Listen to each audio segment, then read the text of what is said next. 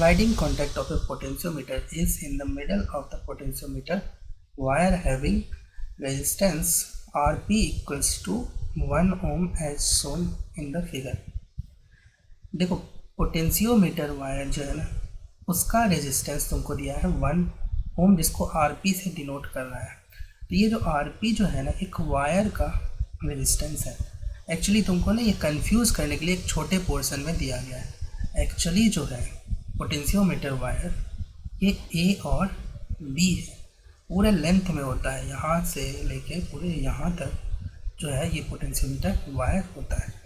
ठीक है, और उस पर बोल रहा है कि एक स्लाइडिंग कॉन्टैक्ट, ये जो एरो दिख रहा है ना ये स्लाइडिंग कॉन्टैक्ट है। तो ये जो है इसका लोकेशन दिया गया है कि it is in the middle of the wire.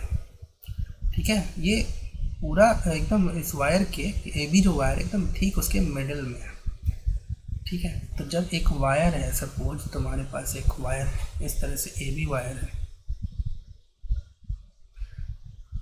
ये ए और ये बी, इसके मिडिल में टच कर रहा है ये कांटेक्ट। तो इसका मतलब इस वायर का जो रेजिस्टेंस है जिसको एक छोटे से पोर्शन में दिखाया गया है, ठीक है, 1 ओम को, एक्चुअली वो रेजिस्टेंस इस पूरे वायर का रेजिस्टेंस है। ठीक है, तो अगर मैं बोलूँ कि ये जो बीच वाला पॉइंट है इसको मैं सी नाम दे देता हूँ, ठीक है, या फिर पी नाम दे दो, चलो यहाँ पी नाम दे दो। ठीक है, अगर पी का लोकेशन इस वायर के एकदम बीच में है तो ये 1 ओम का रेजिस्टेंस जो है आधा इसमें होना चाहिए और आधा इसमें होना चाहिए। तो ये 0.5 ओम होना चाहिए और ये 0.5 ओम होना चाहिए। बस इतना ही क्वेश्चन है। ये जो एक जगह दे दिया है रेजिस्टेंस को कंफ्यूज करने के लिए दिया है। उसके बाद तो ये क्वेश्चन बहुत आसानी से तुम सॉल्व कर सकते हो। ठीक है, और उसके बाद ये क्वेश्चन कुछ इस तरह से हो जाएगा। ये है 2 ओम का। तो देखो और नेक्स्ट स्टेटमेंट देखते हैं क्या बोल रहा है। An external resistance of R equals to 2 ohm is connected via the sliding contact। तो एक एक्सटर्नल रेजिस्टेंस है RE, उसको ना एक स्लाइडिंग कॉन्टैक्ट के साथ, इसी को बोलते हैं, ये जो एरो है ना स्लाइडिंग कॉन्टैक्ट के साथ कनेक्ट कर दिया गया है वायर से। तो देखो ये 2 ओम का रेजिस्टेंस जो है इसको स्लाइडिंग कॉन्टैक्ट के थ्रू इस AB वायर से कनेक्ट किया गया है। देखो वायर का जो रेजिस्टेंस होता है ना वो लेंथ के प्रोपोर्शनल होता है, उसको ठीक आधा आधा काट दोगे तो रेजिस्टेंस भी आधा आधा हो जाएगा। डेट्स वाई मैंने यहाँ पर इसका रेजिस्टेंस 0.5 लिया है।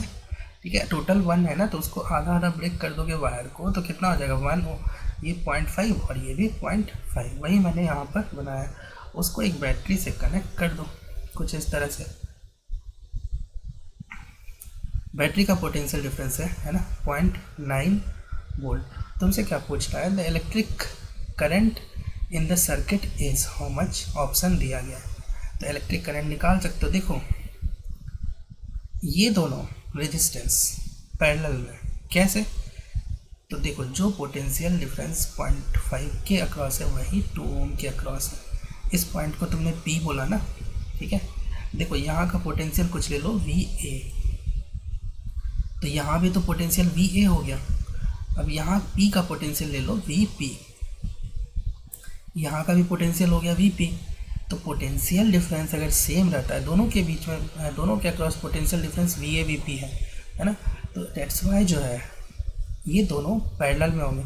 ये एकदम श्योर हो जाओ कि पोटेंशियल डिफरेंस अगर सेम है तो पैरेलल में हो जाएंगे। और पैरेलल में रेजिस्टेंस कितना होता है R1 R2 R1 plus R2। ठीक है, तो R1 तुम 0.5 को ले लो और इसको ले लो, और R2 ले लो 2 को। 0.5 इंटू 2 डिवाइडेड बाय 0.5 प्लस 2। ठीक है, 0.5 इंटू 2 कितना हो जाएगा 1। एक्चुअली 0.5 मतलब कितना होता है 1/2 ही तो होता है। तो और यहाँ पर हो जाएगा तुम्हारा 1/2.5।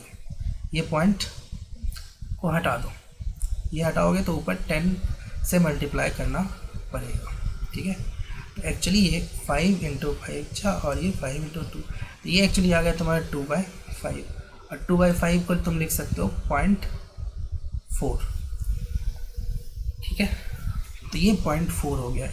तो इसकी जगह और ये जो 0.4 होगा ये इन दोनों का इफेक्टिव रेजिस्टेंस होगा। ठीक है, तो इसको रिप्लेस कर लो अब, और इसके जगह एक सिंगल रेजिस्टेंस लगा दो, और वो कितना होना चाहिए 0.4।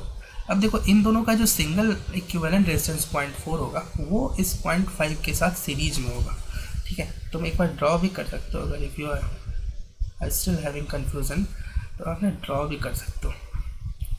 देखो मैंने ना इक्विवेलेंट इसका ड्रॉ किया, वो कितना है 0.4 और ये 0.5।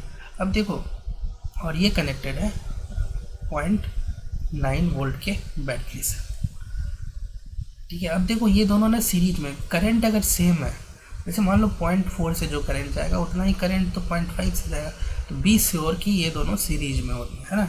यही पहचानने का तरीका होता है। सीरीज में रेजिस्टेंस कितना होता है R1 + R2 0.4 + 0.5 equals to 0.9 ohm. तो इक्विवेलेंट रेजिस्टेंस जो है, अब इसको एक सिंगल रेजिस्टर से रिप्लेस कर दो जिसका रेजिस्टेंस कितना है 0.9 ओम। तो current in the circuit equals to potential है ना, EMF of the cell 0.9 by total resistance 0.9। ये ओम है और ये वोल्ट है, और ये हो जाएगा तुम्हारा 1 ampere will be the current.